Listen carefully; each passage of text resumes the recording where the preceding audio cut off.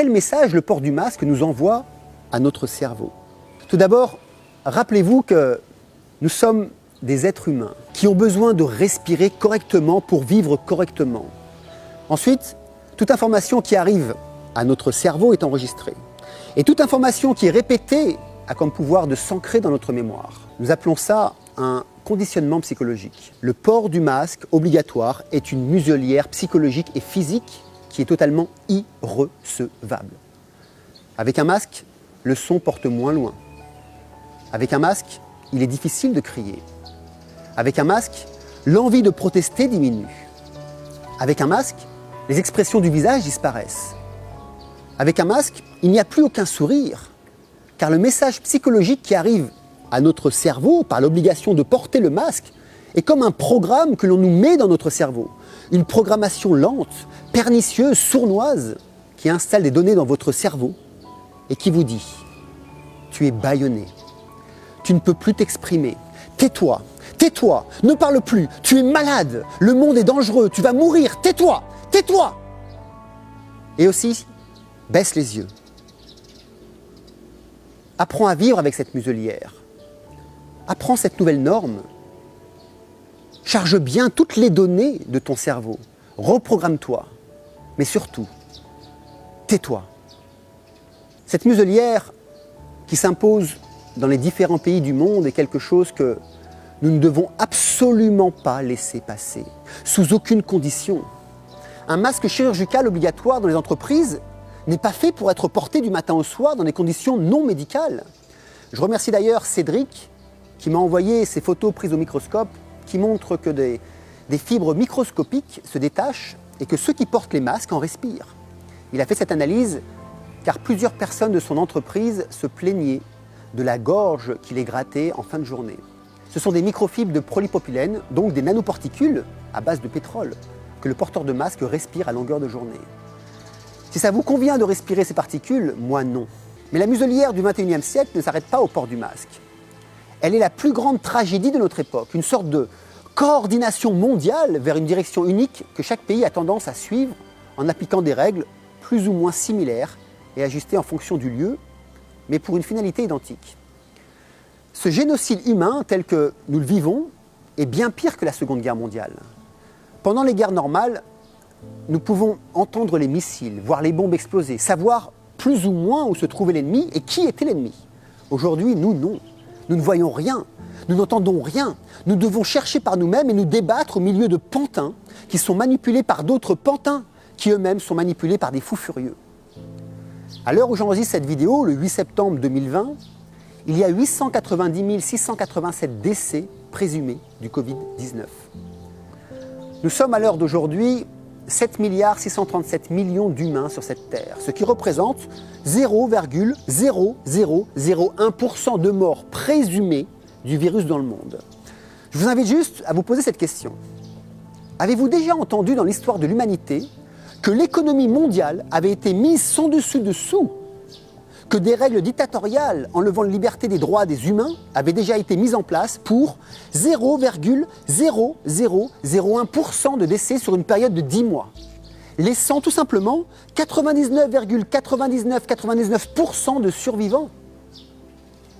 Il y a bien plus de morts dues à ces décisions criminelles prises par les politiciens, renforcées par les médias et appliquées par les policiers. Ce sont les morts sourdes, des morts silencieuses, des morts invisibles. Comme par exemple ces auto-entrepreneurs qui perdent leur travail après 25 ans d'activité. Ces petits travailleurs qui n'ont plus rien et ont tout perdu, même l'espoir de vivre. Ici, à Bali, devenue une île morte, ne laissant passer que des fantômes dans les rues. Les hôtels et restaurants sont à l'abandon. Les gens meurent littéralement de faim. Ce scénario a commencé au mois de mars et va continuer jusqu'en 2021 ou plus, suivant le bon vouloir des décisions et des décisionnaires enchaînés pieds et mains liés à des cartels et des lobbies bien plus puissants qu'eux. Des cadres se prostituent pour pouvoir survivre et d'autres essaient de vendre ce qu'ils ont sous la main. Mais il y a d'autres morts. Ces médecins du monde entier qui n'en peuvent plus de mentir en marquant des faux décès, en ne pouvant exercer leur métier correctement sous les pressions politiques. Et puis celle des lobbies, ces enseignants et ces enseignantes qui voient leurs élèves se faire lobotomiser, conditionner, alors que la peur grandit en eux. Et ces nouveau-nés qui arrivent dans un monde masqué, apeuré. Ils sont morts avant même de vivre. C'est la mort de la culture humaine, la mort de la liberté, la mort de la démocratie. C'est la mort de la science véritable. Car la nôtre, truc, falsifie les données et falsifie les études. C'est la mort de la juste information qui n'a plus aucune raison d'être, car elle est à pensée unique. Les journalistes sont des pantins qui ne font que recopier ce que leurs homologues font, ce que leurs homologues disent et écrivent. C'est aussi la mort de la liberté d'expression. Des dizaines de milliers de chaînes de YouTube supprimées et de comptes aussi sur Facebook pour ceux qui parlent trop profondément de la 5G, qui dévoilent les complots de nos dirigeants autour du corona et qui annoncent trop ouvertement les effets du grand reset à venir. L'oppression et la censure sont partout et pour continuer d'exister, il faut être vigilant. Nous vivons un préconditionnement à un monde nouveau dont nous ne voulons pas. Un monde où la pensée sera unique, un monde où le contrôle des populations sera total, un monde où les idées seront étouffées, un monde où les valeurs spirituelles n'existeront plus, un monde où l'on vous dira comment manger, où et quand et à quelle heure, où l'on vous dira quoi faire et quand, où on vous punira si vous n'obéissez pas. Alors, messieurs les dirigeants, hommes d'État, policiers et autres défenseurs de la pensée unique, en vous regardant bien dans les yeux, je vous dis que je refuse votre monde.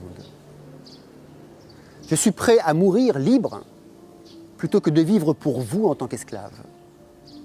Vous n'atteindrez jamais mon intégrité. Votre seule arme est la pression psychologique et l'oppression pour diffuser de la peur. Le problème ne vient pas de vous qui créez des lois, mais de ceux qui les respectent. Une loi ne peut exister que si elle est respectée. Si personne ne donne son accord, alors vos lois n'auront aucune valeur ni aucun pouvoir, car vous ne pouvez pas mettre 7 milliards de gens en prison. Mais de quoi avons-nous peur? De quoi pouvons-nous avoir peur vraiment? De mourir? Nous allons tous mourir. Alors, 10 ou 20 ans de plus ou de moins, cela ne changera rien. Je ne suis pas addict à la vie comme un cocaïnomane peut être addict à sa cocaïne. Votre jeu fonctionne sur des personnes qui n'ont pas une vision plus élargie du sens de l'existence que celle de leur travail, de leur famille, de leur crédit, de leur objet. J'espère que ce message leur fera prendre conscience d'une autre dimension bien plus grande qui nous donne de la force psychologique et spirituelle, qui permet de passer les épreuves de la vie avec sérénité. Ma plus grande tristesse, c'est que vous utilisiez ces gens-là pour arriver à vos fins. Cependant, vous avez oublié qu'ils ne représentent pas le monde. Ce n'est pas à la science, ou plutôt à la pseudo-science actuelle, de décider de nos libertés. On ne peut pas laisser les cartels des données qui contrôlent 99% des données sur Terre contrôler la science, contrôler les politiques, les médias et décider de nos libertés. Tout est falsifiable, modifiable aujourd'hui, en un clic de souris. Ces cartels peuvent orienter la perception de notre réalité, la perception de nos choix, de nos décisions, non pas en fonction de ce qui est vraiment bon pour nous, mais en fonction de leur intérêt. On ne peut pas laisser les médias décider de nos libertés. On ne peut pas laisser les lobbies pharmaceutiques décider de nos libertés. Car nous nous battons et existons pour ces mêmes libertés. Elles nous reviennent de droit, car nos vies nous appartiennent et n'appartiennent à personne d'autre que nous. Alors, je vous invite à vous réveiller, à vous lever aussi. Il y a des actions qui sont menées en justice par des collectifs d'avocats pour attaquer l'État et défendre nos droits. Seuls, nous ne pouvons rien faire. Mais ensemble, nous sommes plus puissants que toutes les armées. Vous pouvez par exemple rejoindre le collectif d'avocats de Maître Mana et Philippot qui ont déjà porté plainte contre le port du masque. Inscrivez-vous sur leur site et soutenez-les financièrement pour la modique somme de moins de 10 €. Vous pouvez aussi soutenir les actions de Maître Callot Alberto Brussa avec son association Réaction 19 qui mène aussi plusieurs actions en justice. C'est maintenant que vous devez agir et non plus réagir. C'est maintenant que vous devez être présent, contribuer financièrement pour reprendre vos droits, reprendre vos libertés avant qu'il ne soit trop tard. Cette muselière cache des actions beaucoup plus grandes et plus pernicieuses. Le grand reset qui arrive à grands pas. Reset économique pour passer d'une société de propriété à une société d'usage. Cependant, être propriétaire de nos biens, c'est une forme de liberté que nous n'aurons plus si tout est absolument en abonnement ou en location. Mais il y a aussi le reset social, pour nous faire accepter les grands écarts entre très pauvres et très riches. Et puis le reset géopolitique qui tend vers une gouvernance mondiale qui, d'après moi, ne pourra être totale car les Chinois ne se mettront pas aux côtés des Américains, par exemple, mais disons majoritairement mondiale, comme nous le vivons actuellement avec la pseudo-pandémie restante. Puis il y a aussi le reset environnemental, comme pour la dictature sanitaire que nous vivons, pour nous imposer une dictature verte. Et puis le reset technologique, qui a pour ligne directrice de contrôler le monde et les populations. Nous en avons déjà un échantillon avec le contrôle social en Chine. Et puis aussi, il y a le reset monétaire, par l'argent électronique. Ceux qui contrôlent vos comptes, contrôlent vos comportements et donc peuvent anticiper vos décisions. Alors oui, cette muselière du XXIe siècle est le signe du grand changement. Et je vous implore de ne pas accepter l'inacceptable. Car une fois que vous aurez accepté, vous ne pourrez plus revenir en arrière. N'envoyez plus des infos négatives à votre cerveau. Envoyez-lui des infos positives. Envoyez-lui des infos qui lui disent que vous êtes le maître à bord, que le monde n'est pas un danger, que votre voisin, masqué ou pas, n'est pas un danger, qu'un malade n'est pas un danger, mais que le plus grand danger sont ceux qui veulent vous faire croire que tout ce qui vous entoure est un danger. Alors, au lieu d'écouter la petite voix qui vous dit « tais-toi, tais-toi, tais-toi », prenez le masque, brûlez-le avec le sourire et dites à voix haute « Je ne serai jamais esclave de quiconque ».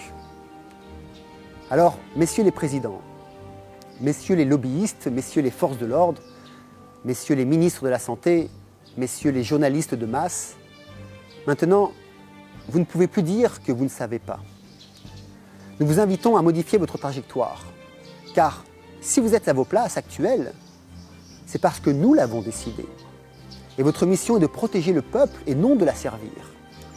Si vous ne le faites pas, ça voudra alors dire que vous n'êtes pas là pour le bien et pour le bien-être du peuple, mais contre lui. Et dans ces conditions, vous nous aurez devant vous, devant votre route, et nous n'accepterons aucun de vos commandements. Vous avez divisé le monde, nous le réunifions. Vous êtes la ligne rouge qui s'effondre avec vos anciens schémas.